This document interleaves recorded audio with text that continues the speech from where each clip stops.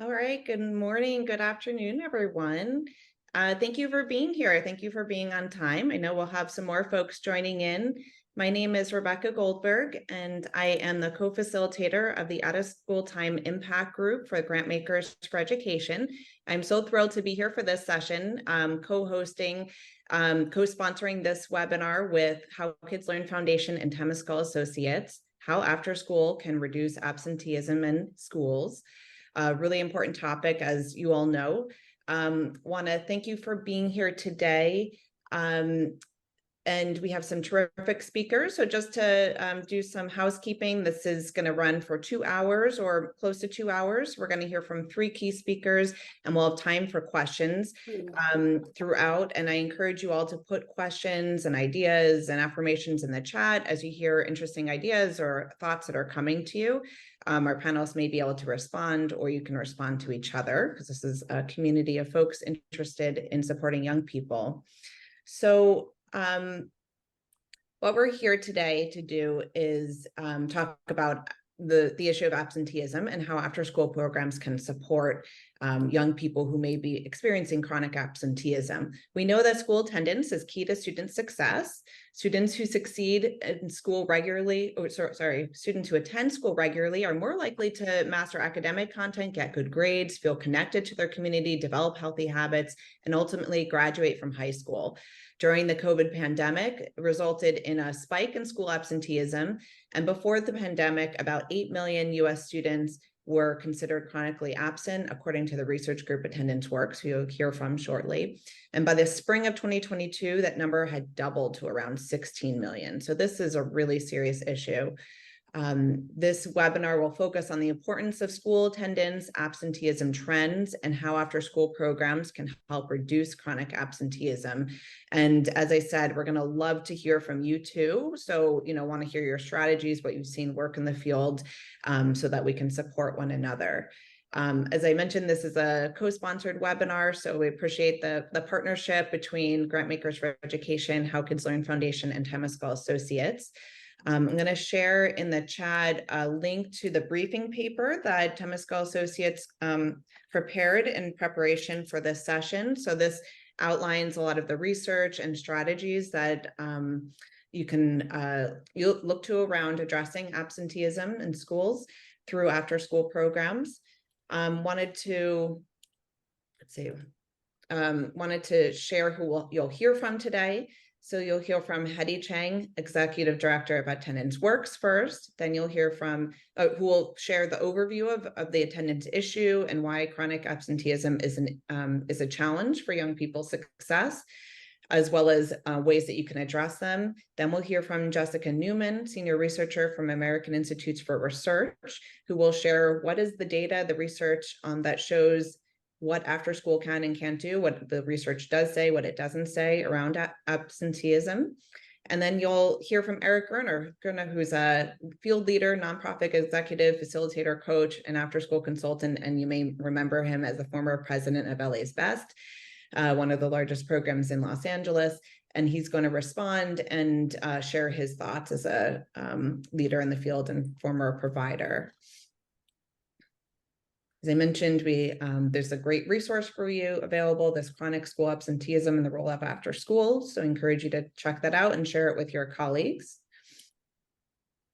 Temescal Associates and How Kids Learn offers a variety of webinars. So here's a sampling of some of the past webinars. I'm also going to throw in the chat for you all.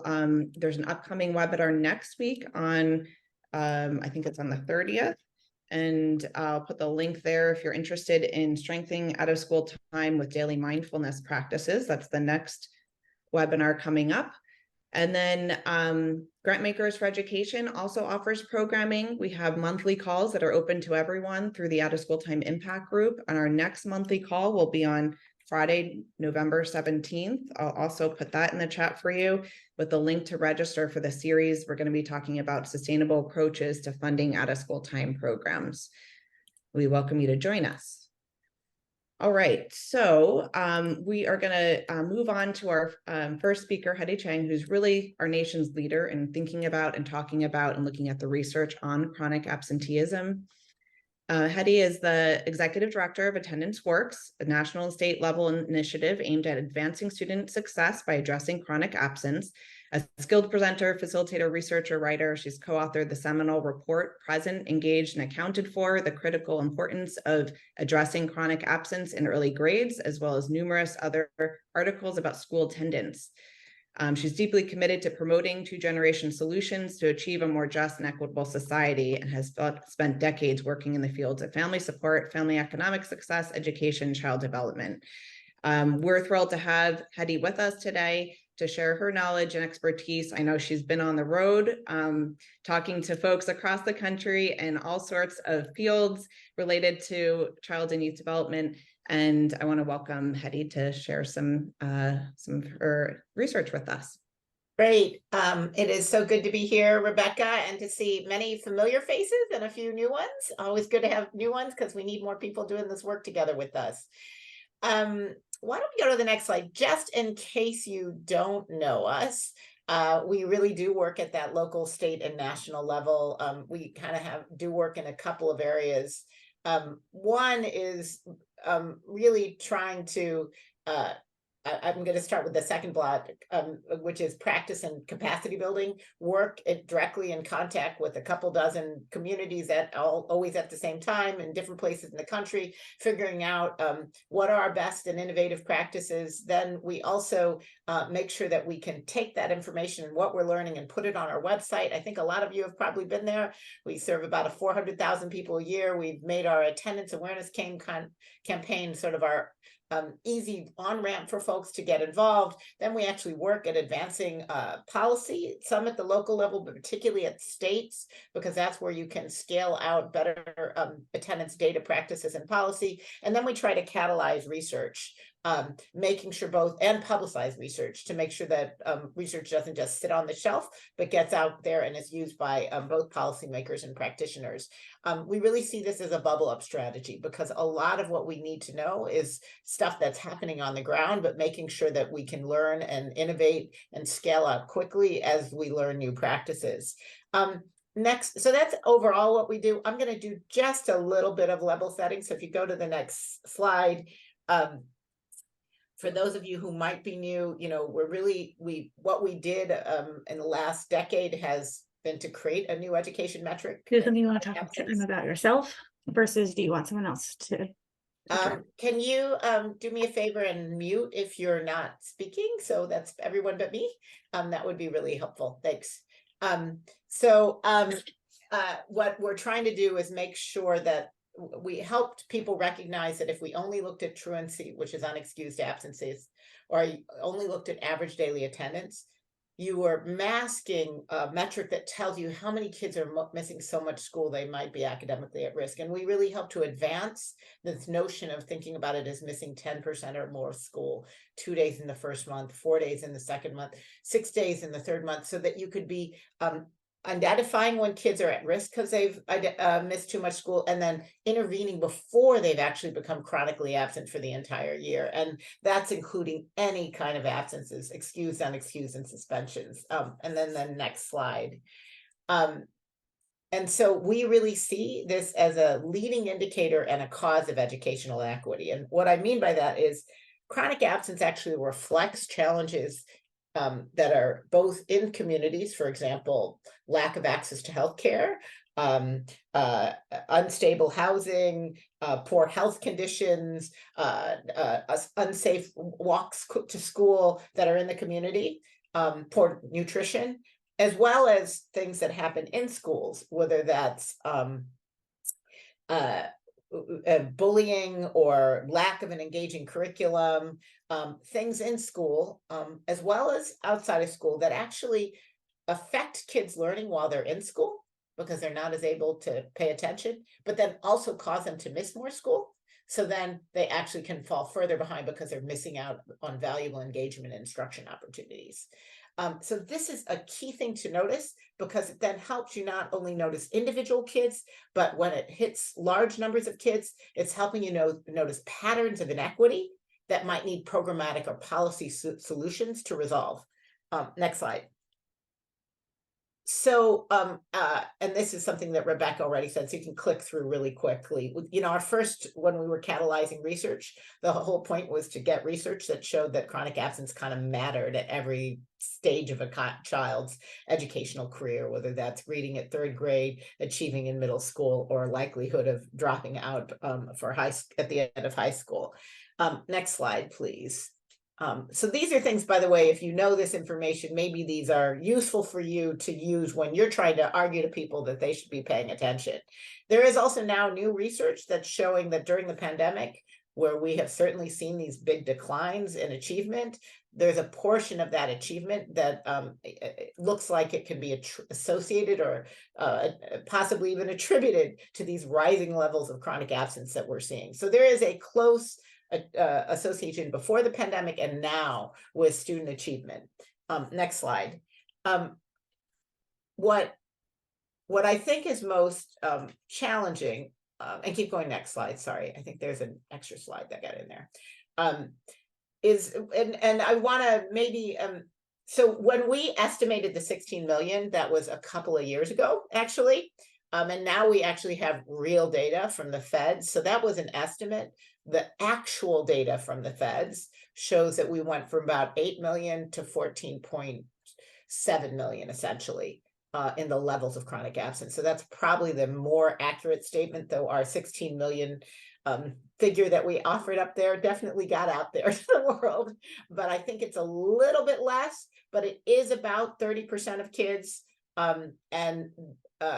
What we're also seeing is that data that you can now find, we put a blog on our website that shows that if you looked at 11 states that at that point had released, chronic absence is still pretty high, although it has had a little bit of reductions. And this is for the past school year, the 22-23 school year. We are starting to see a little bit of data for September, October that suggests it's getting better again. So at least we're starting to make some recovery, but it's still incredibly elevated. So for example, for California, which actually just released its data last week, chronic absence was 30% in 21-22 and is at 24.9% at the end of 22-23. So, and before the pandemic, chronic absence was at 12%. So it's still double the levels than it was of what it was prior to the pandemic. And certainly we see a lot of chronic absence as being kind of, it's a U-shaped curve. High in kindergarten, gets a little better, then starts to go up, and particularly in middle and high school. In high school and ninth grade is one of the areas that it'll go up. And so paying attention to those high rates, but it's also true that chronic absence got elevated for all grades. So there's more chronic absence at all grades, but still you have these sort of higher levels in the early grades and the high school grades. And then if you go to the next slide, this is the newest research that we've been publishing, and we did this together with Johns Hopkins. Bob Balfans and Vaughn Burns on his teams partnered with us to take a look at the 21-22 federal data. This is from EdFacts. And what you can see that's so troubling is the incredibly dramatic increase in the number of schools with 30% or 20% or more levels of chronic absence. So that red on the left, 14% of schools in 17-18, this is the last time they published school level data, and 17-18 data isn't so different from 18-19. So I think it pretty well represents the pre-pandemic levels. You see 14% of the kids who were chronically absent versus 14% of schools with 30% or more levels of chronic absence. And remember, 30% is a floor.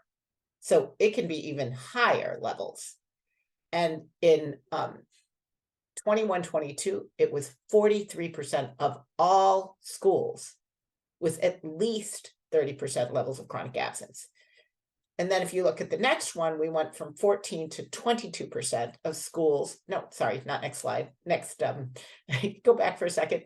Can you return again? Yeah, 14 to 22%, the next bar in the graph. And these are schools with 20 to 29% chronic absence levels. Once you have 1 out of 5 kids in your school chronically absent, it's kind of a level of churn that is affecting both teaching and learning. And it also is a place where you need to have a plan in place. You can't just say, oh, I'll have a social worker and that one person will address it.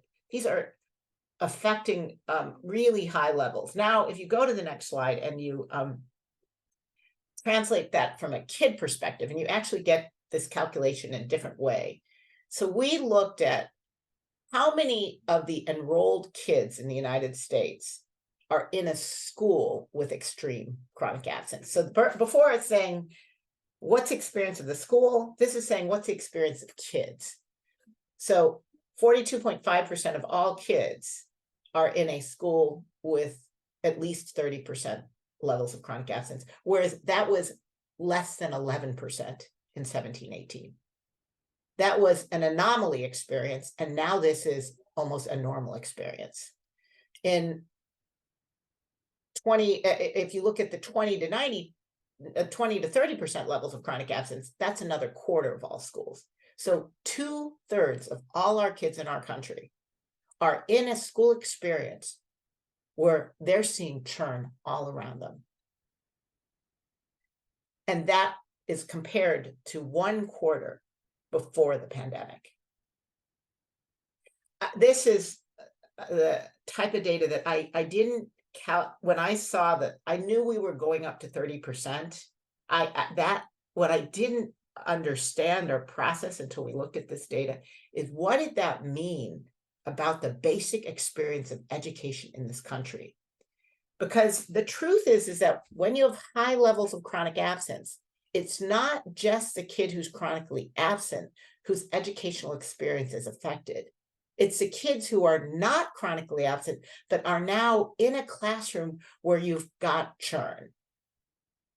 And in fact, it can also expand it. So if, Eric missed yesterday, and then Jennifer was there, but then I repeat the lesson for Eric, and then Jennifer gets bored, and then she decides, well, I'm not sure this is so interesting, so I'm not going to come to school the following day.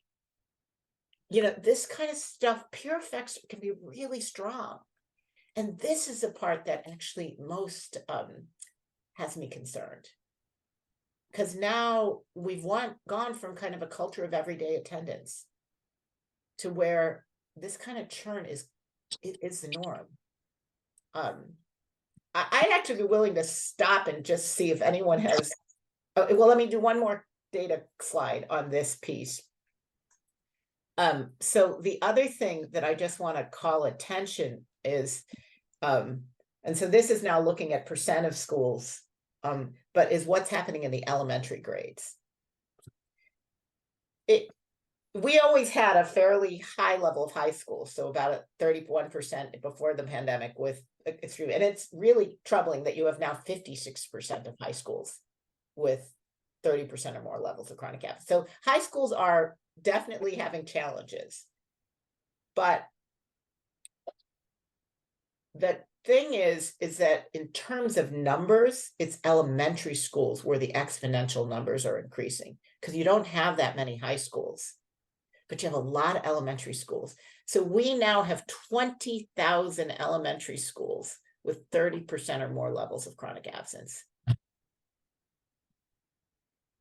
So let me just stop here for a second. Thoughts, reactions, comments.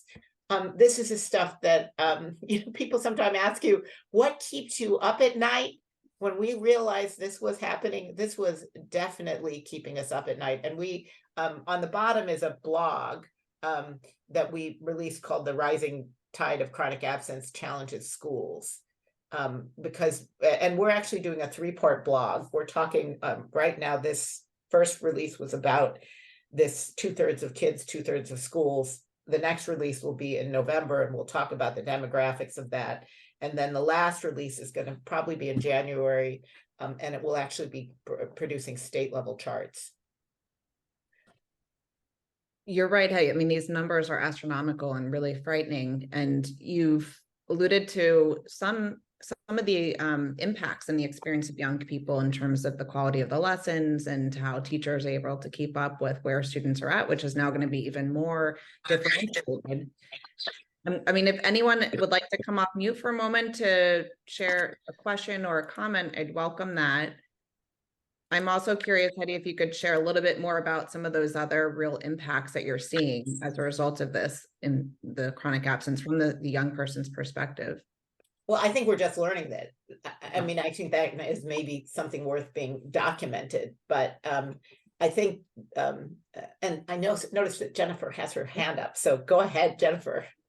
Oh, no, I wanted to appreciate the point you made about the peer impact and the effect of the churn. And I hadn't been thinking so much about that element of the picture before, but it makes a ton of sense. I mean, I think about that having been a parent of a public school kid during the pandemic who, she didn't have the barriers to getting to school and other kinds of home or income issues that some kids get because she grew up in a privileged household. But the way in which she valued school and valued the idea of showing up changed dramatically because, schools were closed for an awfully long time, and in California longer than anywhere else. And that persists. There's much less value on the idea of showing up, and when you come to school and there are far fewer kids there, you start to wonder, why is this important? And that has persisted into her post-secondary experience as well. So there's so many reverberating effects of that. So I just think it was an interesting point. Appreciate that, Jennifer. And I do think, so Rebecca, you asked, I'm suspecting our impacts, don't yet have the data. I do hear people saying that across the board, folks don't value showing up to school as much, both for younger and for older kids and for families. Because they don't, and I also think it's a sense of, and we'll go into what are the positive conditions for learning, but people feel less connected to their school communities. When you have this kind of churn, do you feel connected to adults? Do you feel connected to kids? When you ask people what got, anyone here, what motivated you to show up to school when you were a kid? It was usually an adult at school who made you valued and connected, or your friends. Or your family who was saying it matters too, but friends and adults, activities like that sense of connection is huge. But when you have a lot of churn going on, and we also have a teacher crisis going on, a staff, these things interweave. So let me go to the next slide. So what I do want to say is the other thing, and I'm going to moving from the data into what are solutions, which I think that'll also help for a more robust conversation. I think it is really important that folks recognize that we have had multiple attendance terms. And I also say this for the field of expanded learning, because if you want to ask for data, you got to ask for the right data and know what they do. So average daily attendance data tends to tell you things like each day, how many kids typically show up. It tells you things like holiday, the day after Halloween really sucks for school attendance, or, oh my God, people are just kind of taking their own holiday during Thanksgiving, and maybe we should close down for the whole week instead of just, 2 days at the end of the week. And it can also tell you things like parent-teacher conference day. Half-day parent-teacher conferences aren't very good. We ought to really put expanded learning programs to fill in that other half day, because parents may be having challenges with getting their kids to school, or, again, if you go back to or here on bad weather days. So maybe one of the things we need to do is make sure kids have the warm clothing or the galoshes and umbrellas that will help them get to school. But it tells you these big patterns. Still can give you strategies, but that's different from, let's say, truancy, which tends to be unexcused absences, tends to emphasize compliance with rules. And by the way, once a child has unexcused absences, it starts to start a problematic negative pathway. If Jesse's absence is unexcused, let's say Jesse and Rebecca, you are two kids, you each missed 5 days of school, but Jessie doesn't have health care. She doesn't come in with a note. Her absences are considered unexcused. And what that can mean is that then I, the teacher, don't have to help Jessie make up for class. I might also have beliefs about Jessie. Oh, Jessie doesn't care about school. That's why she doesn't come to school. And if the absences add up, I can threaten her with fines or taking to court. Whereas with Rebecca, if it's excused, I'm required to help her make up for the time on task. So, but if you thought about this situation, both Jessie and Rebecca were sick. It's that Jessie didn't have a note. She might have even been sick longer because she didn't have health care, which is part of why she didn't have a note. And so there's a lot of arbitrariness around excused versus unexcused, and it tends to go into these legal, typically blaming strategies, which actually get in the way of forging the partnerships we need with kids and families that are so critical to improving chronic absence. And we also know that chronic absence is connected with trauma. And if kids have faced trauma, the almost worst thing you can do is say, what's wrong with you? What you need to do is say, hey, what happened and how can I help you? And this is why we've had such a movement towards trying to get folks to think about chronic absence. But I will tell you, chronic absence is right now built on top of a system of truancy. We didn't get rid of the truancy laws. They still are there. And we may even have to change them. Like right now, there's some proposals starting to be, whether in California, we could change our truancy notifications so that in the notification of the first truancy notifications, we don't have to threaten people with court, which is right now part of state law, and it actually doesn't very much help you in reaching out to families. So I do think you want to know the difference between these terms, but also understand how right now, if we want to create a more positive approach to attendance, we actually have to address and really think about what's happening with pre-existing laws that may be creating inequitable, alienating practices. Okay, next slide. And Hetty, there's a question in the chat, but I think you're going to get to this around the solutions, particularly on school interventions. Yes, I will get to that. So let me keep going. Thank you. The key to solving chronic absence is understanding why kids are missing in the first place. Is it barriers? Is it aversion? Is it disengagement? Is it misconceptions? And then understanding some of these by the buckets haven't changed. The issue is that some of things have gotten worse, like this idea of, do I keep my kid home when they have the sniffles? Families are completely confused. You know, and the truth is that families are keeping their kids home for many things that they do not need to keep their kids home, because during the pandemic, either they're keeping them home or they're keeping them home for too long. My kid had a fever, I'll keep them home 5 days, 10 days.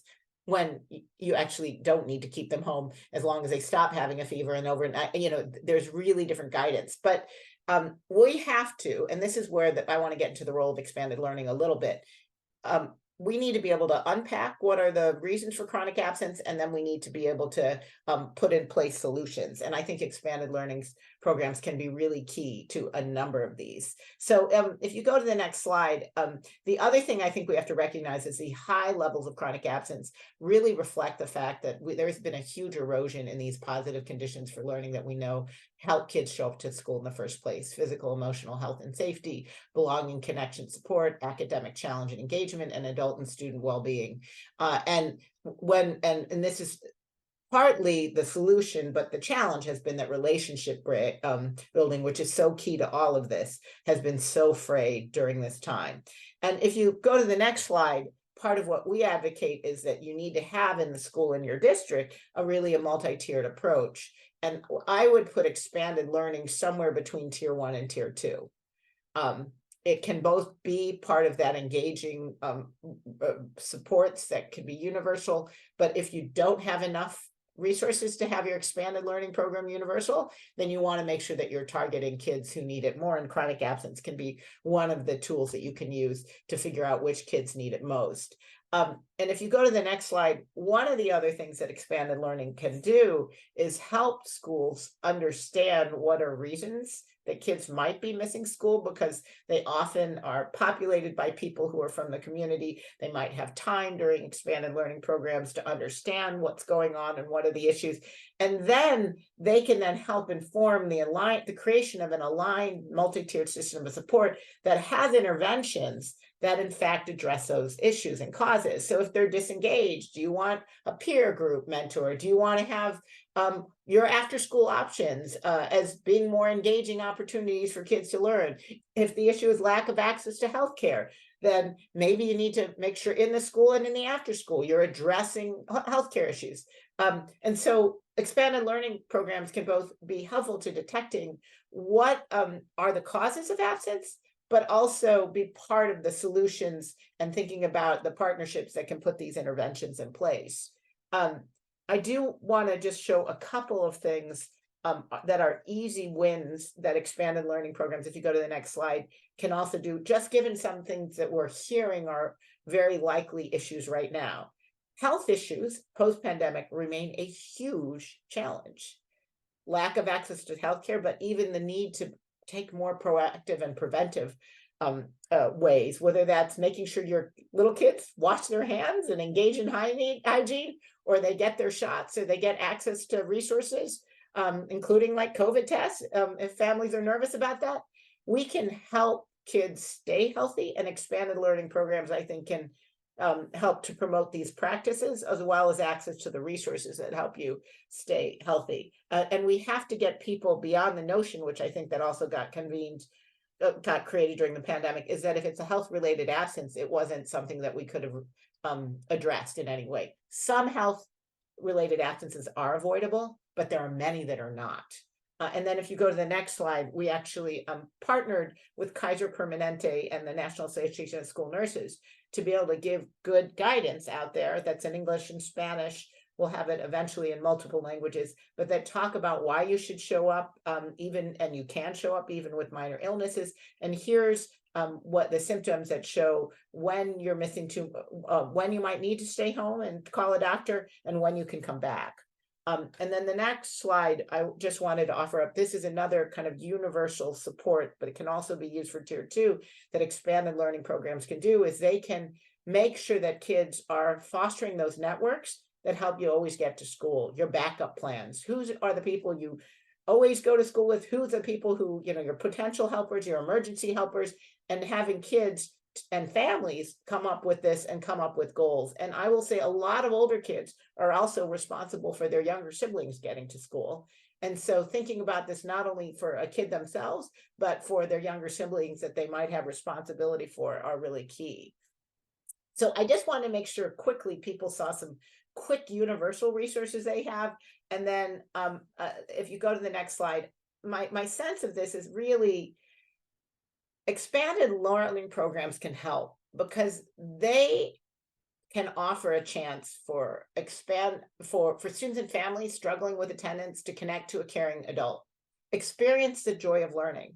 And this is key. And one of the things I think that's lovely about expanded learning programs is that you're not always subject to the same kind of classroom requirements a teacher has. So you might be able to be more creative about how do you recreate that joy of learning, make sure that kids are in enriching environments that support socialization and connections to peers, especially given that we know that the chaos that can be happening in schools can make that a little bit more harder, and accessing resources that promote daily attendance. And as I said, offer insights about barriers and solutions, and make sure that families receive support over time. And yes, thank you. I am talking about it as out of school time and after school. I know we use lots of different terms, and I'm talking about before school programming, after school programming, and summer programming can all play these roles. And if you go to the next slide, these are just a couple ways of again, organizing your thinking about what expanded learning can do. They can cultivate a culture of attendance, because we got to really reestablish that daily culture, taking role every day in a daily caring manner. And by the way, this is talking really about what are things that expanded learning can do, regardless, if you will, of the partnership with school. Sometimes expanded learning programs are really well partnered with school, and there are many that are forging that partnership, but are much more nascent. But this stuff here is things that you have under control regardless of your partnership. You can take role every day. You can talk about the importance of attendance. You can reach out to families if they have poor attendance in your program. offer incentives for good improved attendance in your program because you have attendance data. You can look at your own program data to see, well, oh, Fridays, kids are kind of not coming. Maybe we need to improve the engagement of our programming on Fridays. You can actually, and Baltimore actually had done this a lot, where you have kids help to be the creators of attendance messaging and helping to think about what is meaningful attendance messaging. Next slide. And then there is also trying to monitor the data, and this can also, hopefully you can be doing this in partnership with schools. But again, if you can't, you could at least use your own data, but ideally you would be getting permission so you can see what's going on in the school day as well as what's going on in the expanded learning space. I think when I first started this, there was a lot less data sharing. I suspect now there is more, but I haven't done any recent surveys to figure out where the state of the field is. Maybe someone else here has. Next slide. The other piece is really partnering with schools so that you're comparing notes about what are the challenges, so that you're finding out if the school has a comprehensive tiered approach. And now, you know, I think 2/3 of schools better have a plan in place about how they improve attendance. By the way, attendance in 36 states is an accountability metric. So they are being asked to have plans. So you should be asking schools, what is your plan? Who's on your attendance team? How can I get involved? How can we work together to know about barriers? How can we use our resources to engage kids and address those barriers? So with that, the last slide I have is just another framework for thinking about this. You can use your expanded learning, you know, first about assessing needs. So you could use your chronic absence data to inform which schools most need, you know, your summer learning and after school learning or before school programming. And there still is variation, even though there's a lot of schools, many more schools than before, that have high levels of chronic absence. I was talking to someone in a district in Santa Clara, and he was worried about his chronic absence levels. I said, let's go on to the data quest, which is California's, most states have chronic absence data somewhere on their state website, at least. And I said, let's look at, and I said, you have a 9% chronic absence problem. You do not have a whole district problem. You have a couple school problem, you know, so that at least makes it more manageable. Then within a school, you could prioritize which kids, which students, which groups might most need support. Then you can use that data to figure out, oh, if I know it's students from this neighborhood, or I know this is true in many places in California, a lot of Latino children, a lot of English language learners now are newly chronically absent. So how can we use our resources in a program to identify and talk with kids and families about both what would make them want to come to school and make sure that we understand the barriers they face, and then you're tracking your data to figure out whether you're making a difference. So with that, Rebecca, I will stop. Thank you. That was a wealth of information. Obviously, we can see clearly there's a challenge here facing so many schools, and lots of ways that expanded learning and school times can be a supportive partner, whether or not you are directly partnering with your school. I'm curious if anyone wants to ask a question or share a comment or reflection they're having. Thank you, Jennifer, for sharing the brief.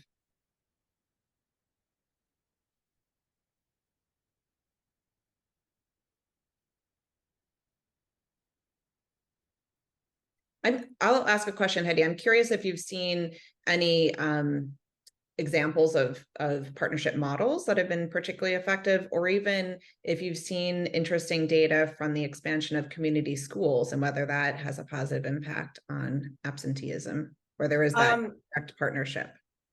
We don't have data post-pandemic, but certainly the research on community schools in New York City showed that they had a definitely positive, the RAMP study, impact on attendance. And they saw those impacts before they got the gains in achievement.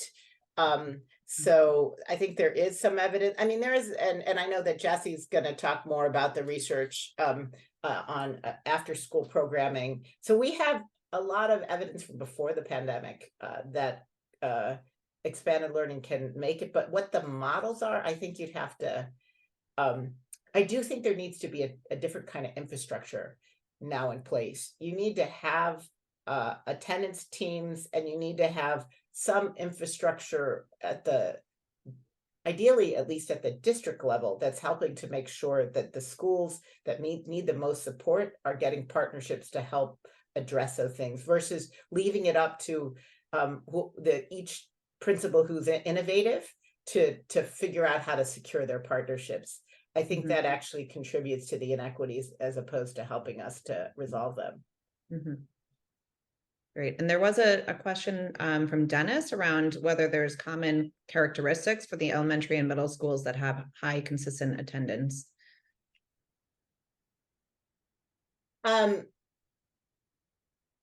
What I would say is, we know there's key ingredients of systemic change. This is not an elementary high school one, it's more of a district one. And states and districts that have better attendance have actionable data, strategic partnerships, equitable allocation of resources. So they're trying to make sure the kids with the biggest challenges get resources.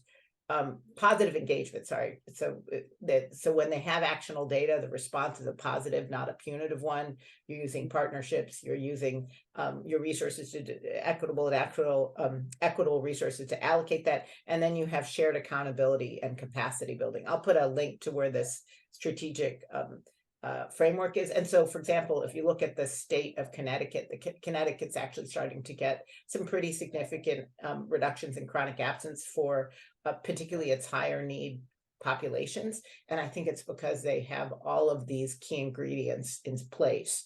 And we also see that when school districts do that, and particularly build capacity by creating a community of practice where teams at schools are being supported in learning their data, to use their data, creating a tiered support system, we've seen those kinds of districts better make impact. So I see it as more of a systems level than just individual school level infrastructure that makes a difference.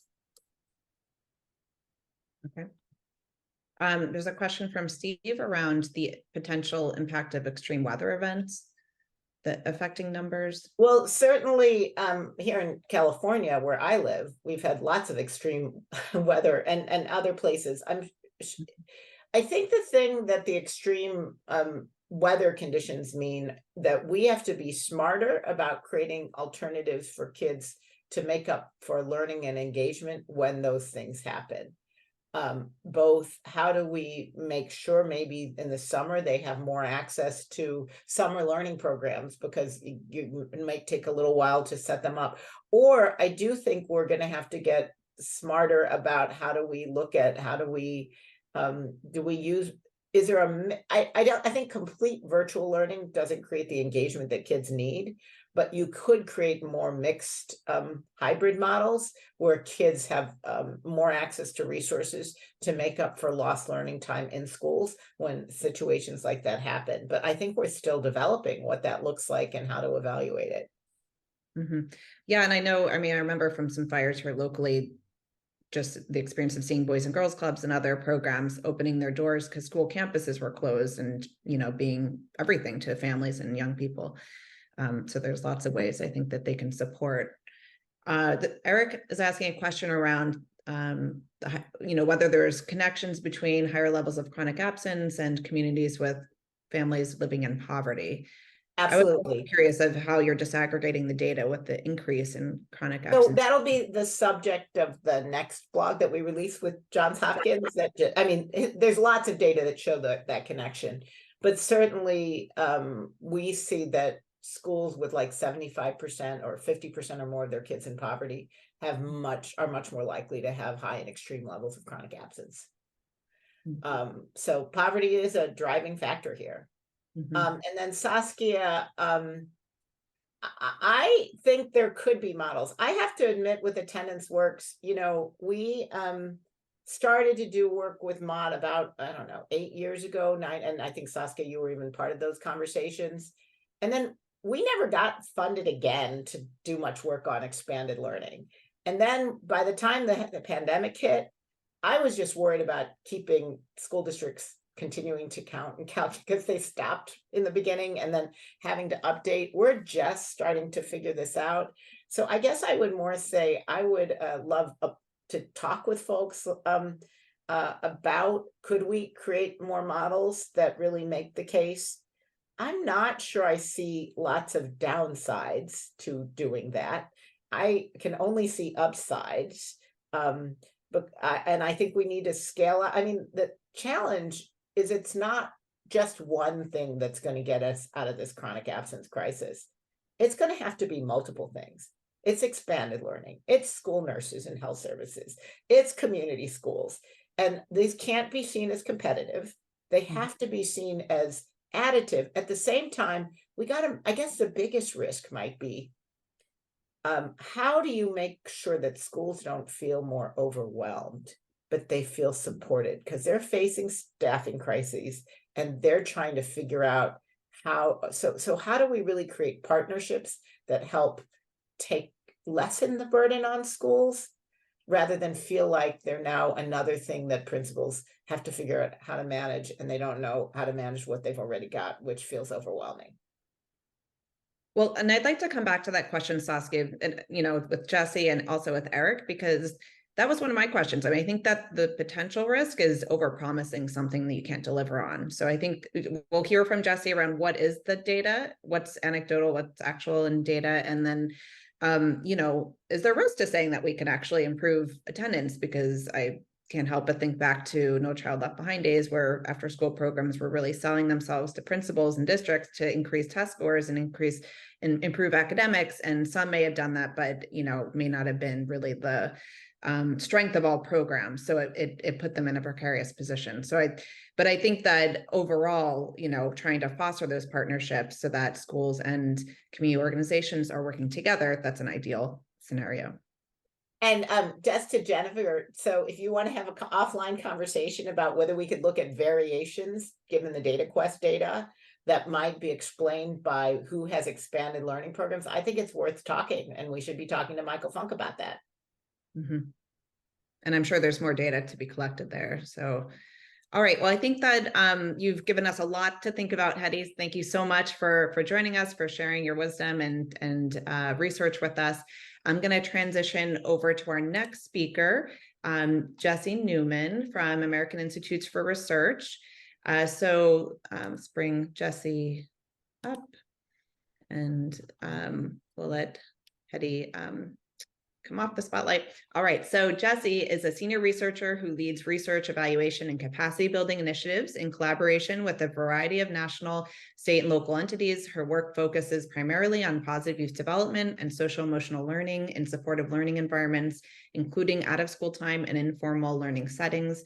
She currently leads or supports multiple mixed methods, applied research, and evaluation projects, and has worked on tools and resources like Ready to Implement Toolkit, Ready to Assess, Beyond the Bell, a toolkit for creating effective after-school and expanded learning programs. So clearly, this is something that Jesse thinks a lot about, and she's going to share some of the data that exists out there around expanded learning, out-of-school time, and attendance. Welcome, Jesse. Hey, everyone. Thank you. Thanks for having me here. Hetty, that was amazing. That was super informative. You gave me 17 new things to think about just, in the last hour or so. So I'm going to try to tie some of that back together. So like Rebecca said, my name is Jesse. I'm with AIR, and I work exclusively in the out of school space. So you'll hear me talk about after school, out of school time, words like that, summer, and then other settings, right, that promote youth development. So sports, that's kind of where I live. That's my happy place. We can go to the next slide. At AIR, we do a lot of research and capacity building across many different fields, right? So we have a lot of projects that focus on the out of school time space. We also have a body of work that focuses on issues related to attendance, related to chronic absenteeism, right? So we work with Attendance Works and a number of other partners on the Student Engagement and Attendance Center, for example. And we've done a lot of work on early warning systems, right? Where attendance and absenteeism are key indicators and ensuring that young people are on track. So this has been a really nice bridge for us between, two different bodies of work here at AIR. I will say personally, I'm really excited to be here talking about this topic. because so often as a researcher, and this kind of gets to what Saskia was just asking, like, I often get asked questions like, does after school work? Or like, what proof points do we have to demonstrate the value of after school? And I think absenteeism, right, or on the flip side, school attendance, school connectedness, belonging, are areas where after school can move the needle, right? And we'll talk a little bit about that. So let's go to the next slide. We'll start with the research, right? That's my answer to everything. I am a nerdy researcher. What does the research say? What evidence do we have? That's usually where I like to begin. So we'll go to the next slide. I have a bunch of studies listed on the slide. They're all evaluations of after school and out of school time initiatives that have found that the after school program or programs that they were studying resulted in a positive effect on students' school day attendance, right? So that's typically measured either as days present, right? The more days you're there, that's good. Days present goes up, that's good. Or the number of days absent, right? In that case, they've reduced or lowered it, right? You're absent for less days, that's good. I am not as familiar with newer studies that have looked at chronic absenteeism specifically. I did look for those. You'll see some of these studies are also older, right? They were foundational, seminal for building our field. So I think, we've maybe got a little bit of an area that's worth revisiting or exploring. This list isn't comprehensive. It just shows some that are typically referenced. You'll see that I have a few studies here that are in bold. Those are some of the really field building ones, the ones that get cited a lot. I know Rebecca shared the brief earlier. We can put the link back in the chat, but Appendix 4 of that brief on chronic school absenteeism also has a really great summary of the studies, which I recommend reading, right? So we've got a list of studies here, right? The first study, I won't go through all of them, but one is of the Citizen Schools after school program. That one actually focuses on high school youth, right? And they found increases in student attendance compared to matched controls across all grades participating in the study. There's another study of After School Matters in Chicago, also middle and high school age youth. They found that students who participated in the After School Matters program, particularly those that had strong program attendance and participation, those students tended to miss fewer days of school. And the interesting thing about this is that they controlled for demographics and school attachment, right? So their theory was if kids are already showing up more to school and a few other variables that would indicate school attachment, that might have influenced attendance anyway. So they controlled for those things. And they found that students who participated in After School Matters for a significant amount of time, right? Most of the program days, I think it was 27 out of the 30 days, they missed fewer days of school. Eric will talk about LA's Best in a little bit, right? But there's a big study of LA's Best, and they found similar effects on school attendance. And they were actually able to link that back to improvements on standardized test score, right? And it makes a ton of sense. Young people just won't do well in school if they're not there to learn, right? It sounds like I'm oversimplifying it, but I think it is as simple as that. We have studies of the After Zone program in Nashville. And this one, I think it's really interesting. Not only did participation improve attendance, but effects on attendance increased based on length of time of participating in the After Zone program. The fall is getting to my voice. Sorry, everyone. And the last study I'm going to reference is around the after school program, the After School Corporation program. Some people know that as TASK in New York.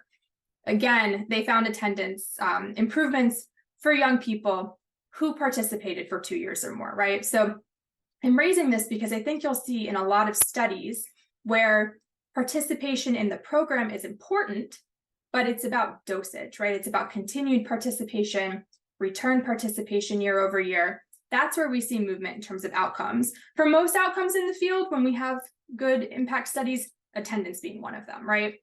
So we have evidence that after school programs can be related to student attendance, particularly when students are attending at high levels. That's it, right? That's the story. Do we move on from here? I don't, not quite, right? I still have more questions like, how did those after school programs support school attendance, right? Is it just you show up to after school and then poof, you start attending school more? I don't know that it is. And so in going back through a lot of these studies, I was curious because this is something I haven't really thought about in a minute. Did the studies document what the programs did that maybe would have led to an increase in school day attendance. And we don't really have that yet, right? That's on us as researchers. I think we need to do better when we craft our studies. But there is some thoughts about how this happened. Hetty shared a number of them. I'm going to repeat some of them and share some new ones. But before I do that, and we were talking about risk in the chats, I want to go to the next slide, because I do want to note that there are some divergent findings in the field. And I think that this is really important to acknowledge, right? I just shared a list of studies on after-school programs where they did find a relationship to attendance. There are also a number of studies, meta-analyses in particular, that have not found those same effects, right? And just to level set, a meta-analysis is basically a study of studies, right? So the authors will typically, use rigorous criteria to identify written, published, well-designed studies, right? They'll include the information from those studies. They'll kind of pool it all together across all the different studies, and then they'll look for effects.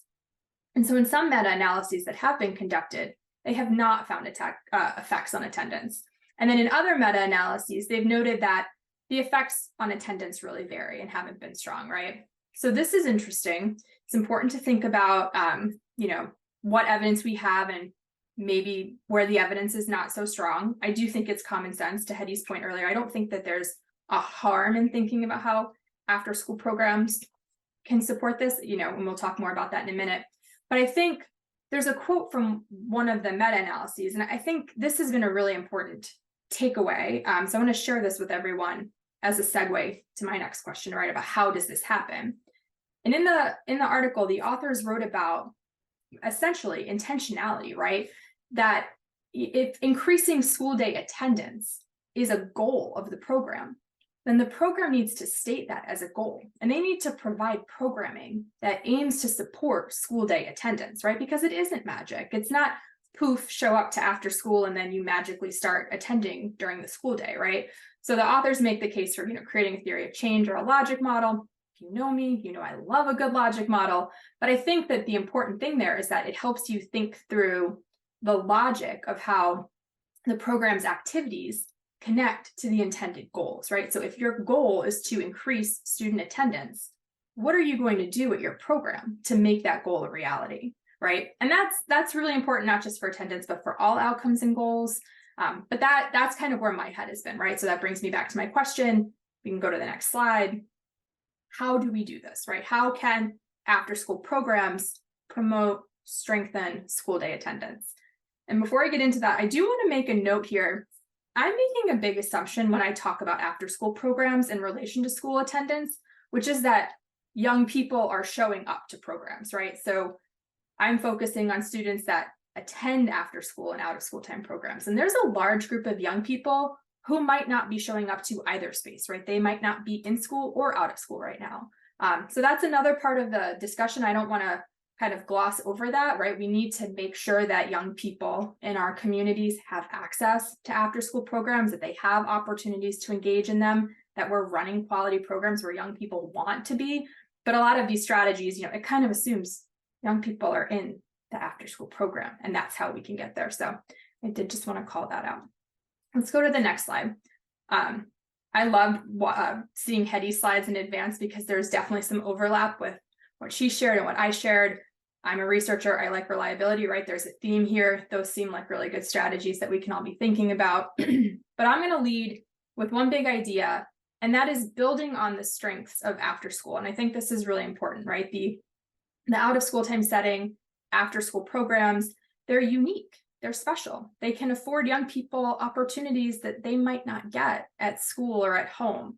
And so I like to start there with what makes us special and kind of build from that. I'm going to attempt to do links in the chat as I talk. This is a brief that we wrote that kind of highlights some of those unique strengths. I want to throw out some high-level strategies. Like Rebecca said earlier, we'd love to hear from all of you. So maybe as I go, some more specific strategies that you might be using in your program or organization, and we'll come back to that. The first one being creating positive conditions for learning. Hetty talked about this earlier. We have to continue to do that because young people need to feel safe in their learning environments. Perhaps they aren't attending school because they don't feel safe, right? After school is a place where safety, support, caring adults is the hallmark of what we do. We have more flexibility. we have more opportunities to be creative and to really create the spaces that young people need, right? So if they maybe aren't feeling that at school, how can we ensure that after school, out of school time are places where students do experience that? Maybe it can also be a place where students don't experience the churn that Hetty was talking about, right? In the same way that they are experiencing it at school. This was something that was new for me. And I'm with you, Jennifer, like this is something that has really stuck with me, right? Not just who's missing school, but the experience of students who are there missing their peers, right? So this is something I'm thinking about, and I wonder how after school might be able to bridge that gap. We also need to leverage what we're learning as a field from the science of learning and development. I'm going to put 2 resources in the chat, but I think, this is a big area where we're learning so much from our synthesis across sciences, right? So we're looking at neuroscience, biology, the learning sciences, and we're learning a lot about how young people learn and develop and what they need to thrive. And these are things, again, going back to that creativity and the flexibility that we have as the out of school space to really leverage that and ensure that our spaces are, places where young people can show up, make sure their needs are being met, and really, try to provide opportunities for authentic and relevant learning. In the chat for you. And, I think about the fact that they may, we don't know for every student why they are or are not showing up. I think, we can talk about ways that after school can try to help figure that out. But in thinking about all the different ways that after school is unique and special and how we build on that, I think it's equally important that we work towards consistency, right? And making sure that young people have consistency across the settings where they learn. I've really gotten into how many different researchers and practitioners in our field are talking about learning ecosystems, right? Thinking about the many different settings where young people learn and develop. So in school, out of school, at home, et cetera. Healthy development and thriving is born out of consistency, right? It's where young people know what to expect. They can apply their skills across settings, right? So can we, as after school programs, think about where and how to align, right? What are the norms and practices in the school, for example, and are there ways to extend those into the after school program? This is especially true when you think about attendance policies, which we talked about earlier, but I think it also applies to what students are learning and experiencing, right? And we know we can't do this alone, right? You can't, like Hetty said, you can't just have a social worker who will handle this. And I think that holds true. You can't just go, oh, there's an after school program, they'll solve this, right? It really does take working together to meet all of young people's needs and support them in this area.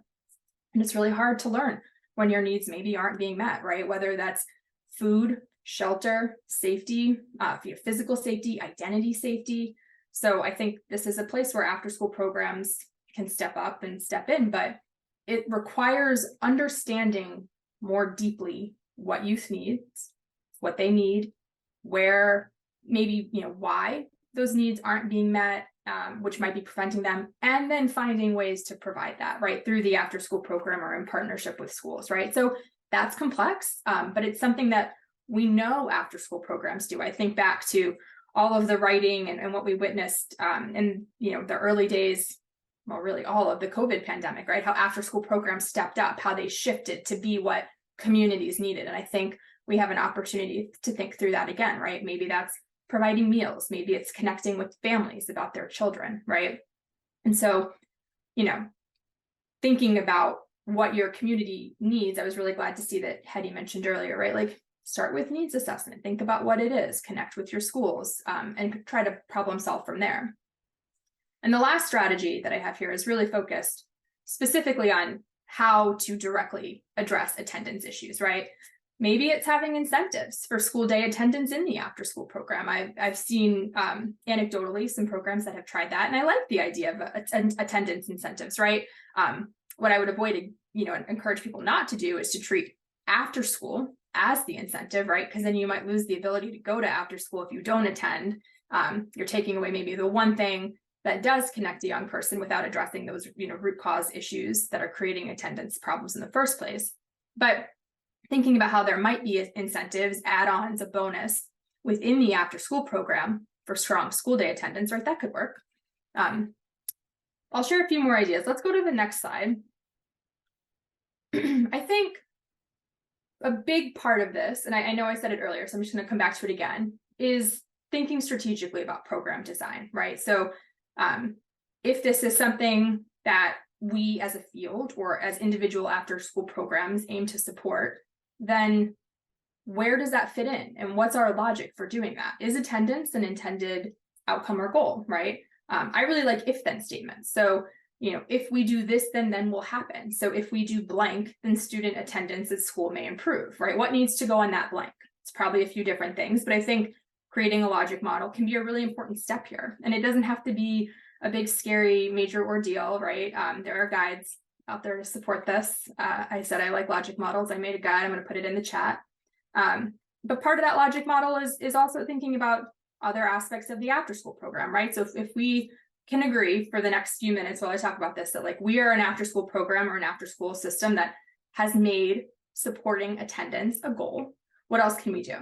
Staffing is another strategy, right? Who's leading after school activities? And is there a way to hire or partner with school day teachers, right? That supports that school program alignment that I talked about earlier, helps to create consistency, which I mentioned, but it can also create an additional and hopefully different way for students to connect with teachers in safe and supportive spaces, right? I hear this anecdotally all the time, different stories about how teachers didn't know something about a student until they started, doing this after school club. And then, they connected in that space and they learn more about them, right? Or teachers make remarks about how like the after school student staff knows their students like so well or better than they do, right?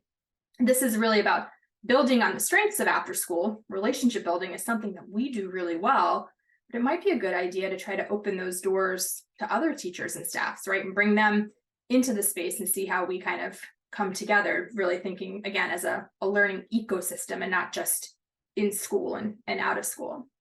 And if we're talking about staffing, honestly, we can't talk about staffing without talking about professional development, right? And I know this is tricky to navigate, in school is dealing with the teacher shortage. And we all know that in the out of school space, we are dealing with staff shortages and issues all the same. But it stands to reason that if you're going to focus on student attendance, you need to make sure that staff are prepared and they're ready to do that, right? Those of you who know me know I think about readiness a lot, right? So staff need to understand that attendance is a goal.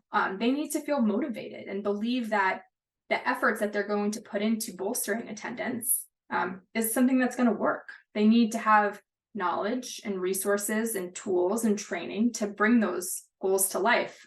We'll talk about data in a minute, right? But for many in the out of school space, data use, particularly school data that they maybe haven't had access for, will be very new to them, right? So we can't just go, let's use school data. We have to think about how are we supporting staff to be able to do that, right? And I'm glad we mentioned data use earlier. I think that that's a really, really important point. And I'm so glad that Jennifer put in the chat a brief about accessing school data, right? Because this has always been kind of a tricky spot to navigate, especially for community-based organizations who maybe aren't tied directly to schools, right? But to Hetty's point, like the more you know, right? And I think we all will leave this webinar better equipped with an understanding of what the different attendance data are, right? So we're already taking a step in the right direction just by thinking about what data are there and what we could do with it. And the last thing I cannot stress enough, the importance of family engagement. After school programs like the out of school space in general is known for having potentially stronger relationships with families. There are a number of studies that show that families see out of school time programs, community-based organizations as trusted partners in their communities, right? So families may feel more connected to after school staff, and that can be really important, right? That's something to build on to understand where attendance issues are coming from, what's keeping them from school, what's needed to get the child back on track. Out of school time family partnerships, though, are only half of it, right? Because if the after school program can really be effective, you have to then be able to translate that back to the school or the system, right? And kind of what's going on there. So it's not just like a learn from families thing, it's a what do you do with that information once you have it, right? So again, getting back to that systemic nature of the problem here. And that may not always seem like the role of after school, not historically, but it could be, right? It could be if there is this intentionality and focus around a goal of improving student attendance, right? I learned recently about home visits. Home visits have really promising evidence as a strategy for reducing chronic absenteeism. But home visits are really hard. They require resources. They require a lot of bodies. And so something, we've kind of been talking about here over these past few weeks as we were getting ready for the webinar is whether and how that's a role that maybe after school and community-based organizations can play. I'm still thinking about that one. I'll put it out there as food for thought for the group. But we can be innovative here. We've been innovative before when problems have come up in our communities, and I think that this really isn't any different. So let's go to the next slide. I just want to make 2 more points as I conclude. One is that we spent a lot of time talking about absenteeism and what after-school programs can do to improve attendance, right? And that's important. But I think I'd be missing a big opportunity here if I didn't also just point out and remind us that after-school programs can also play a role in helping students recover, right? We talked earlier about how that the effects are compounded the more days you miss and you have to catch back up. And I think many of the strategies really are relevant here, right? In thinking about how we help young people recover, reconnect, and kind of catch up on that learning that might be lost.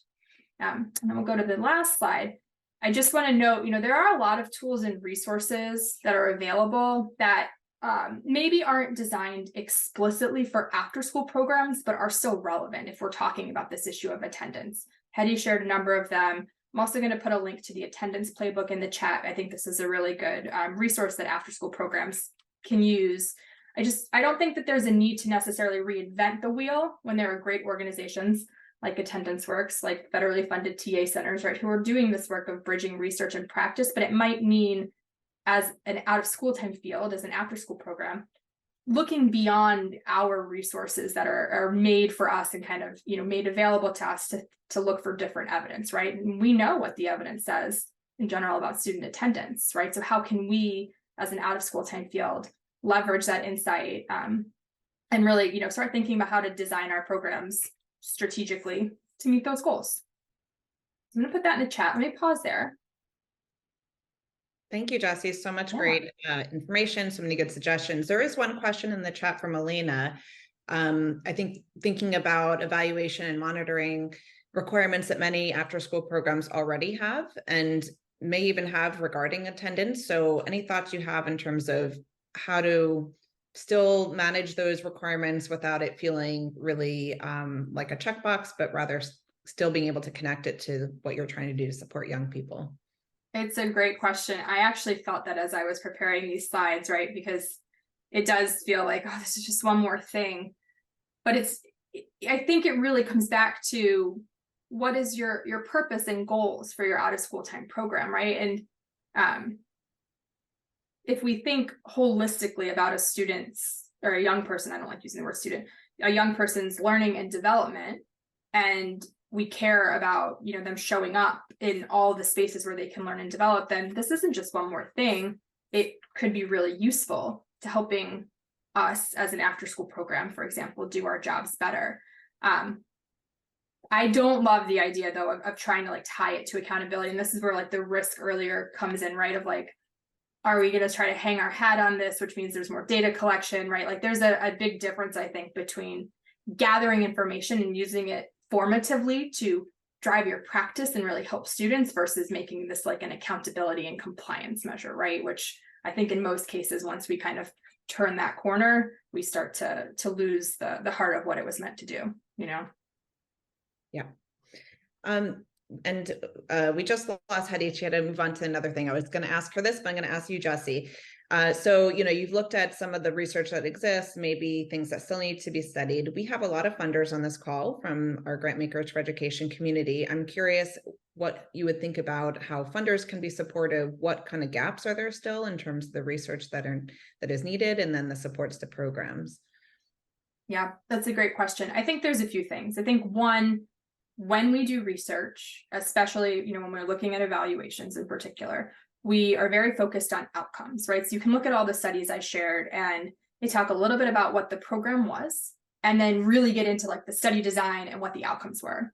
And I don't know that we have looked enough at implementation to really understand that connection between, you know, what we did and what we got out of it. And so I think that that's a big thing, right? We can create better research by maybe lessening the focus just on outcomes and really prioritizing implementation as well.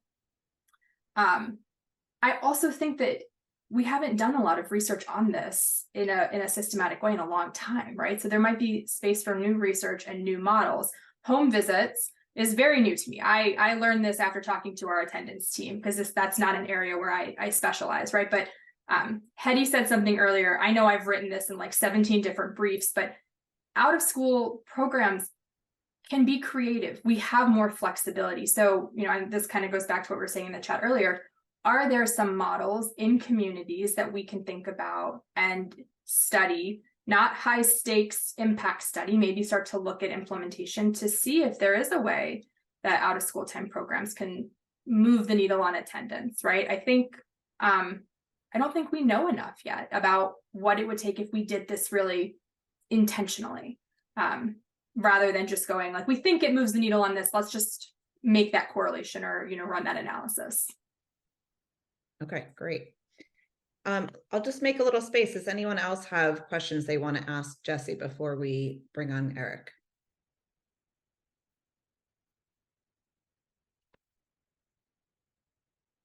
Okay, so Jessie's going to stick around and we'll have some conversation.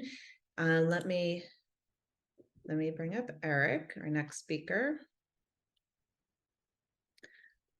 Awesome. So we've gotten a lot of data today. Now we're going to help you process it by hearing how Eric is processing the data and reflecting on his own experience in the field.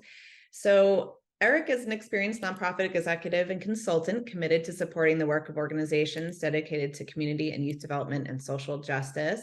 He served as the president and CEO of LA's Best After-School Enrichment Program from 2015 to 2021. Which is a partnership between the city of LA, the Los Angeles Unified School District, and the private sector that serves 25,000 children at nearly 200 Los Angeles elementary schools. During his tenure, he led a lot of statewide advocacy and helped lead to close to $200 million in increased funding for Expand the Learning programs throughout the state. And also secured the largest donation ever to LA's Best. So just a few of his accomplishments.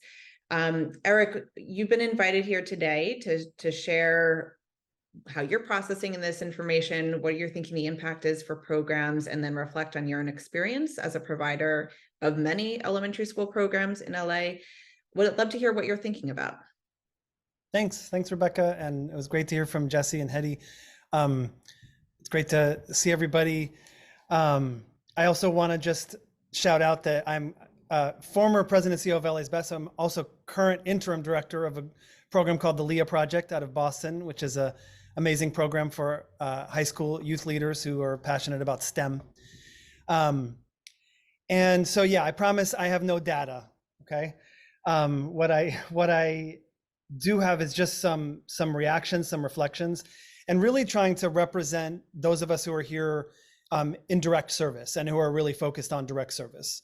I'm happy to hear, Rebecca, that there are several funders present, because I do think that the direct service perspective, I hope, is of high interest to funders who support the field, because it's the execution of all of this that really makes a difference and matters. And it's not to discount the important role of research, but it's where the rubber meets the road. So forgive me if I'm a little bit all over the place, but I want to start by just acknowledging that the very framing of chronic absenteeism is not a great fit with the youth development world. We tend to want to take an asset-based approach, and this is a very sort of public health deficit-based approach that, it uses the word chronic like it's a actual disease, and that's difficult, I think, for some of us in the field to sort of engage with,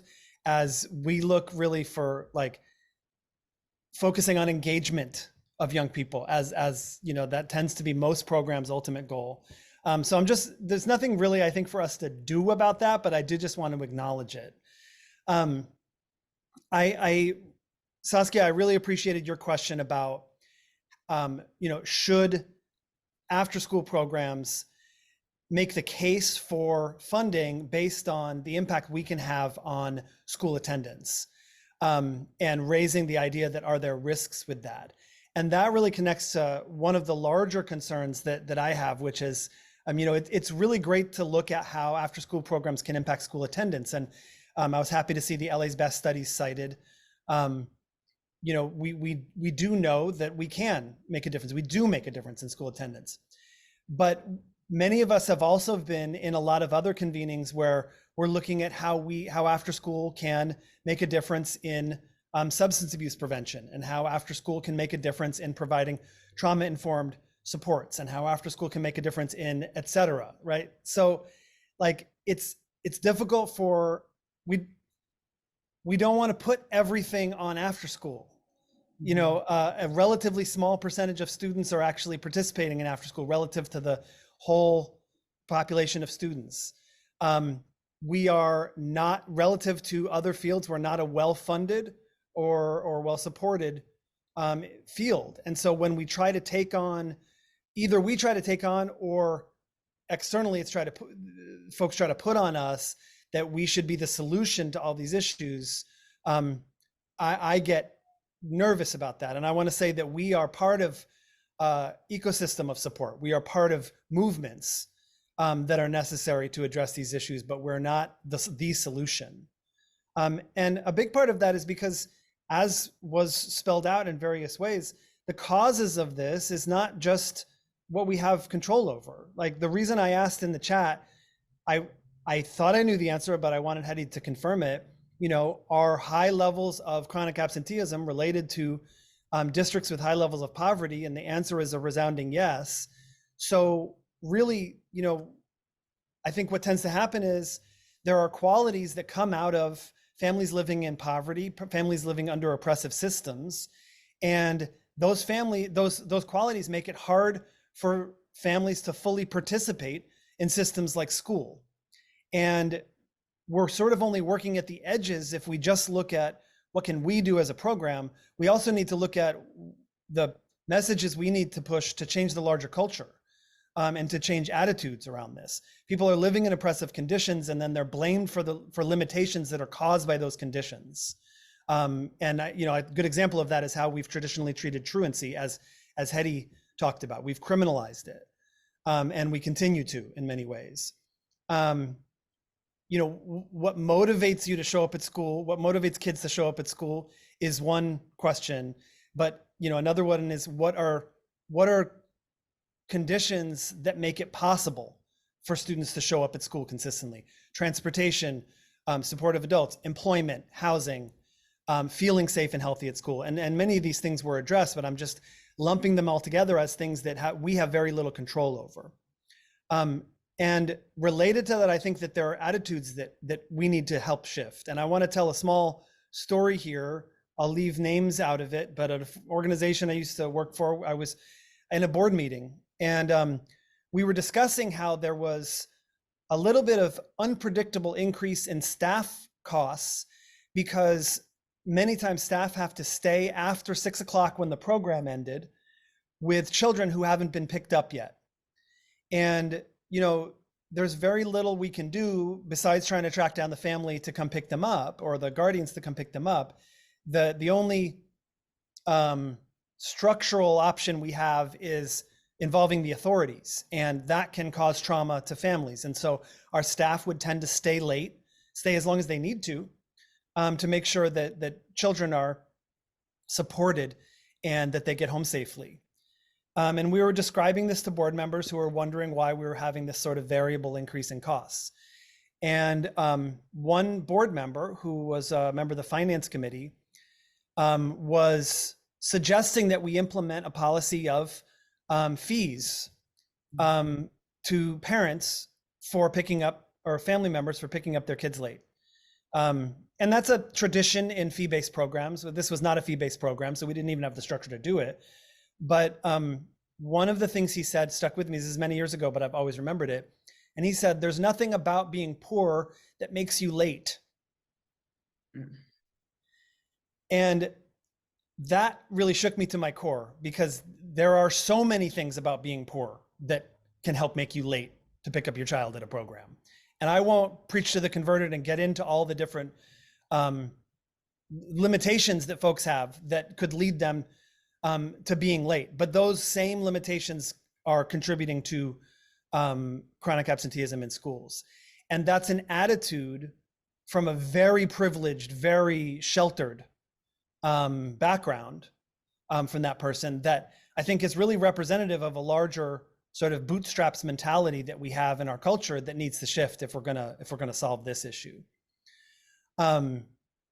So moving on a little bit, I want to address, just from a direct service angle, reaction to a lot of the strategies and suggestions that were made so far.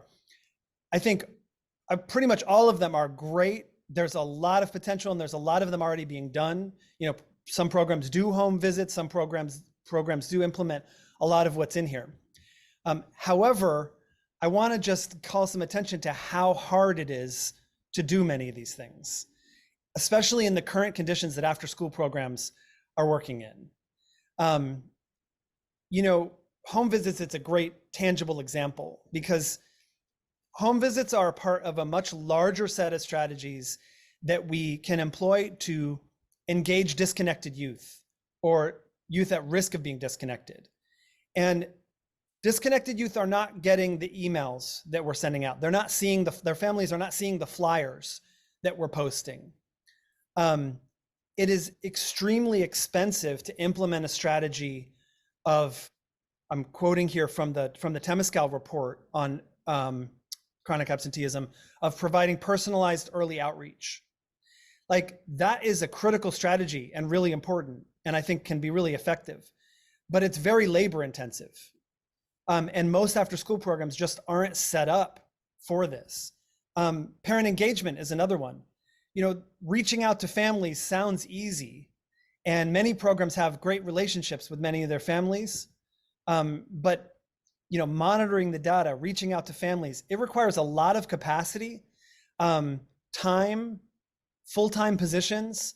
It requires some expertise and professional development that most programs just simply don't have. It's not that they're not motivated, that they don't see the reason, and it's not that they couldn't do these things.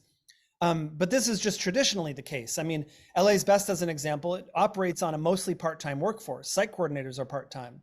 So the idea of participating in school day committees for IEPs or for school attendance, it's really out of the question unless the structure changes. We just don't have the staff and capacity to do it.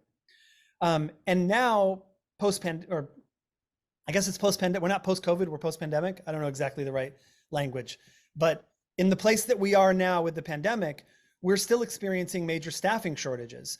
And so all of those challenges that we had to implementing all these things previously, just like the problems have gotten bigger, our ability to implement strategies has gotten more limited because of staffing shortages. After school staffing program shortages has an impact at every level. It has an impact on the ability of leaders of programs to participate in conversations like this, because they're focused on this issue of staffing shortages. At LA's Best, for a long time, we had full-time leadership staff out at schools every afternoon, and now I think that has changed, you know, since I was there, but that is an indication of just like the state that the field is in. And the staffing shortages are not an issue that is in a vacuum and after school. This is part of a much larger economic issue that we can have some impact on, but we can't solve it on our own. So those are the big reactions I have. That's a lot of, like, it's not exactly pushback to the strategies, but it's really a shout out to our systems and our funders, both public and private, that if we want to push after school programs to utilize research, to engage with research, to partner with research firms, if we want to push after school programs to tackle these issues, we have to support them to build capacity to do that. Currently, most of the capacity of most of the staff at after school programs is when they're with the children. We need to have a lot of time when we're not with the children in order to do quality research, professional development, and focused interventions. We can't just juggle providing ratios and safe and quality programs with also implementing all of this. It's not possible without significant investment, significant and long-term investment, because we can't just grow full-time capacity to engage with research and focused interventions on a year grant. We need multi-year funding strategies to be able to support these like sustainability focused strategies. I don't want to end on so much bummer about how hard it is for us. I do want to wrap up my time, at least talking at you, by just also remembering to showcase what each of Hetty and Jesse highlighted, which is how well suited after school programs are to at least one big part of this, and that is creating warm and engaging and welcoming environments. We meaning after school, are often the reason kids come to school. To participate in that play, to participate in sports, to participate in STEM, to see their counselors, to just get to have more fun, just hanging out in a more social and less regimented and less didactic environment. This is what we are experts at, is creating warm and welcoming and engaging environments. And while that's not the whole picture when it comes to solving chronic absenteeism by any means, it is one big part of it. And so I really want to encourage us to lean into our strengths. I want to gently push back on the idea that we need to be super intentional about focusing on the school attendance goal. I agree that we need to be intentional, but I think we can do that without explicitly talking about school attendance all the time. I think we can do it by being awesome, by being a place where students want to be, by being a place where parents want to be, and by being a place where families and parents feel they can raise a hand and say, I need support, I need help. The reason I'm having trouble getting my student to school on time consistently is fill in the blank. Can you help me? Because, just like in community schools, after school programs can also be a hub of connections to other supports that we don't provide ourselves, but a community hub. So I think if we continue to lean into that, to lean into being engaging, warm and welcoming environments, that we can do a big part of our role in addressing this. So I do want to say that's a strength and a sweet spot that we should be proud of and that we should lean into. And hopefully we can be part of a big movement of many different experts with linked arms who can address this together and not feel like we're going it alone. Thank you, Eric. Really well said. I'm going to ask you this question, but I actually will open it up to anyone here. I'm curious, the idea of after school staff being better connected to school day to even understand what the attendance challenges might be, as you've said, is really a challenge, right? Because school staff, the after school staff are often part-time, they have limited hours, the full-time staff have limited bandwidth. Have you seen successful partnerships where that's happened in LA's Best programs or elsewhere? And like any advice on how to better support those types of connections and relationships? Partnerships with the school day, you're saying? Yeah, like even specifically around attendance. So how could an after school staff connect with their local school, connect with some personnel there to understand what's happening with attendance? I have seen it, and I'm going to step outside of the LA's Best context specifically with this, because I think that it is exceedingly challenging for part-time site coordinators to fully partner at the level that we're talking about with the school day. It can be done, and sometimes there are after-school site coordinators who work in the school day in the morning and in the after-school program in the afternoon, and so they can participate in more of those whole school activities. But where I have seen it done more in a more robust way is where there are full-time site coordinators who make it their business to spend the school day not holed up in their office doing paperwork, which they should be granted every reason to do, because they do have way too much paperwork to do.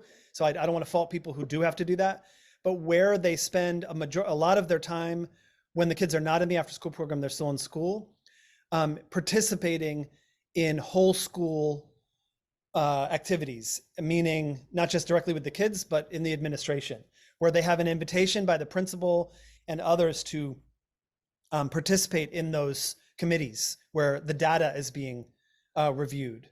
And then they know who in their program needs extra support, whether it's, sometimes that can be homework, that they need, make sure that if you have tutors that this kid gets a math tutor because they're struggling in math, or where it's issues outside of school that are affecting, family life and community life that are having an impact on their ability to participate in school. But it's exceedingly time consuming. I know that the current superintendent of Los Angeles Unified School District, Superintendent Carvalho, has a huge focus on data and has these, all day meetings with school leadership, with district leadership, going over the school level data, and is then mirroring and modeling what he wants to happen at the school level, where they're going over all that student level data. It is incredibly time consuming, because you really do need to not just be looking at trends, but looking at it individual by individual. Yeah. Okay. Thank you. And I think Trisha's sharing some examples. I'll just say in the chat, Steve was asking around examples of sustained funding required to implement these types of strategies. So Trisha just shared one example. Jesse, I know you have some ideas too.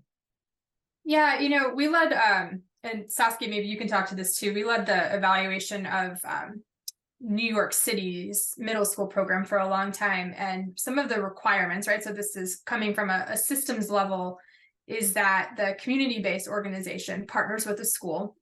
Most, but not all of them, were located in a school. So this is very similar to Trisha's point. But those site coordinators, not all of them, but many of them, were full-time. So to Eric, to your point, and they were in the building, right? So they were connecting with other teachers, with other school staff. The students knew them really well. They had a relationship just from seeing them in the hallway. And there was a designated role called the education specialist, right? That the school and community-based organization, in getting this funding from the department, agreed to have that person kind of serve as the bridge, right? But that, I bring that up. It's a good example, I think, but it's one that had a lot of dollars behind it and a lot of intentionality, right? Which is my favorite word, so I'm just going to keep saying it. But that was part of the system. It's what the program was meant to do. And I think, to Eric's point, we don't have that in all the places, right? So the example I'll raise, I think it's something to aspire to in cases where that's appropriate, but that's not the reality for a lot of our out of school time programs, but it can be done.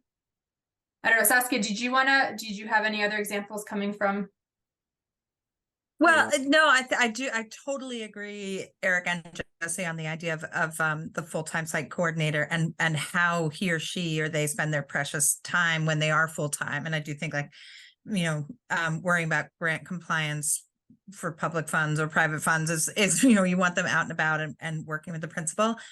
I also think, like, in the New York City system, we also measure our effectiveness as rate of participation, which is the same as average daily attendance. And I think sometimes we miss a really special opportunity in OST to measure the things that you put on your slide, Jesse, if, like, is there a consistent caring adult? Like, is someone really driven? Is a 7th or 8th grader who can leave the school on their own in New York City and head home on the subway?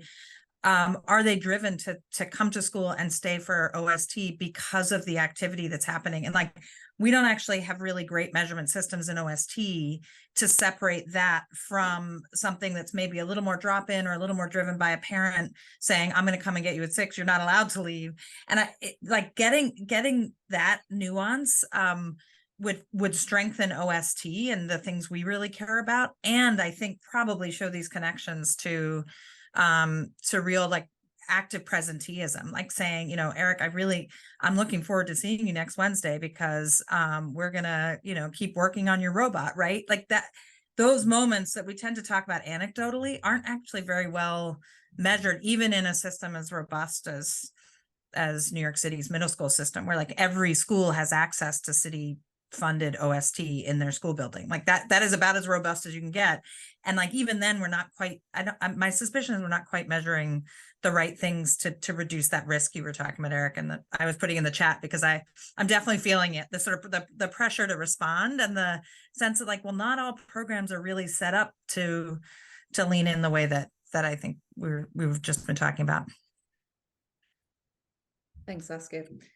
All right, I'm gonna bring us back to the full group and welcome anyone to come off mute, share a question or comment or reflection before we close out. And I agree, the term presenteeism is much more asset-based than absenteeism. Thanks, Saskia. I probably stole it from someone here, so thank you to whoever gave it to me.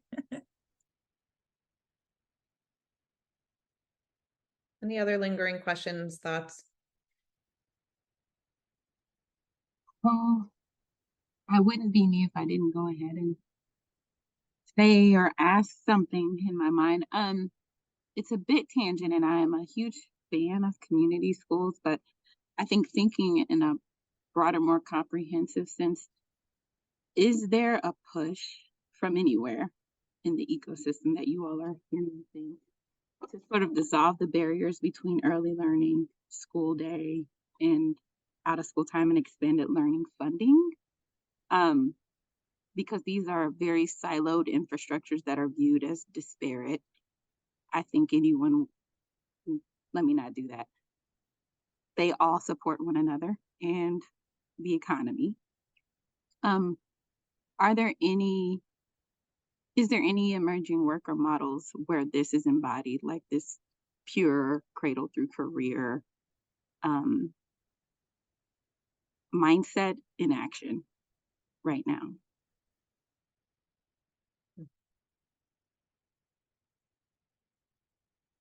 Thanks for that, Elena. So I was waiting for someone to offer someone that might have an answer before I chimed in. See, Jesse, I was afraid that there wouldn't be any. I think you really are touching on something so critical. We are made to compete against each other. And we're often, fighting for scraps. And I think that we as fields, early childhood, after school, not just that, also juvenile justice, child welfare, et cetera, like all of these who are focused on, who are dedicated to the same people, the same families, the same communities, and the same principles are made to be separated mostly by the way public funding works, and I think there are ways that we can subvert that. And there's a lot that I don't understand about how we need to reform public funding, but we have had some success. We had some success in California by linking arms and helping each other advocate. When an early childhood program and an after school program show up at the same, elected officials' office, and I'm there not because I'm going to get anything out of what we're pushing today. It's going to all go towards early childhood, but I need you to know that I care about this too. And then that person's there with me, supporting the after school funding. I mean, I think that's a small way that we can focus, but it's a tangible way. We could do it anytime, and we have done it. So that collaboration across those fake lines, I think, is so critical and important. And maybe someone else has something to say about how we actually get the public funding system to change so that it's not so siloed and really creates the false idea that we're in a marketplace.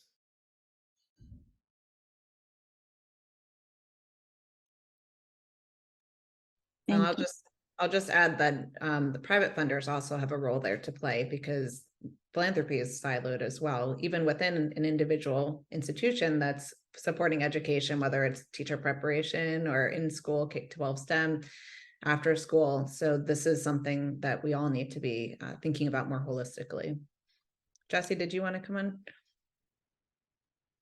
I mean, this is maybe a little bit of a cop-out answer. And also I've already established myself as a researcher, right? So that's my answer to everything. I'm sorry, like I am who I am, but I, a long time ago, kind of realized that you can't change like the federal government, right? Like HHS and childcare sits in one spot and the Department of Ed sits in another spot. And I guess where I kind of come to this is I think about how do we create this like city systems or local systems, however you want to phrase it, where maybe the funding is still siloed, but we have found ways to stack or braid and still be really intentional about the services that we provide, right? So maybe we can't change the bigger systems. We should try, right? But like, where is that happening? Where maybe they've there are places that have figured out or could figure out how to meld it together in a way that's really intentional. And I was thinking earlier when you asked your question about collective impact systems, right? And strive and thrive and things like that. But I don't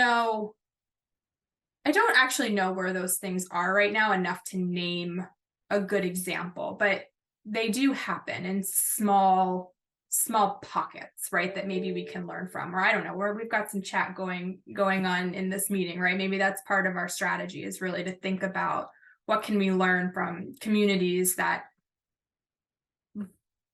break down those silos to kind of work together to create that ecosystem. It's a really good question. I'm sorry, I just want to jump in because I have to sign off a few minutes early because I have to go pick up my son at school. I'm on the East Coast, so ironically, or I don't know if it's ironic, but I have to go pick up my son at school. He's not going to the after school program. So thank you so much for having me, Sam, and everybody from Temescal, Rebecca, Jesse, and to Hetty as well. Thanks for this was really fun. Thank you so much, Eric. Go get your son. Yeah. So we appreciate your contributions. We're going to close out as well here. I do see Ronnie's comment about correlating maybe school presenteeism and also showing up for work, or the opposite of whether there's correlation between absenteeism and also absenteeism in adult work. It's an interesting idea. I think certainly would resonate with the business community, just as social emotional learning and emotional intelligence resonates in terms of the skills employers are most looking for. And thank you, Monique, for sharing your comments around collaboration, early learning, and the California Expanding Learning Opportunity funding. Well, I think we're going to close out here. We've got a lot of data, lots to think about. I want to thank Hetty Chang and Eric Gurna and Jesse Newman for sharing their insights with us and data. I want to send a big thank you to Sam Piha for organizing today's session at Temescal Associates and How Kids Learn. And we're thrilled that you are here thinking about this with us. There were lots of resources shared in the chat. You will get a follow-up email with the recording, as well as the slide deck, as well as all the resources that were shared today. So thank you, and we hope to see you on upcoming webinars and calls. Have a wonderful day, everyone.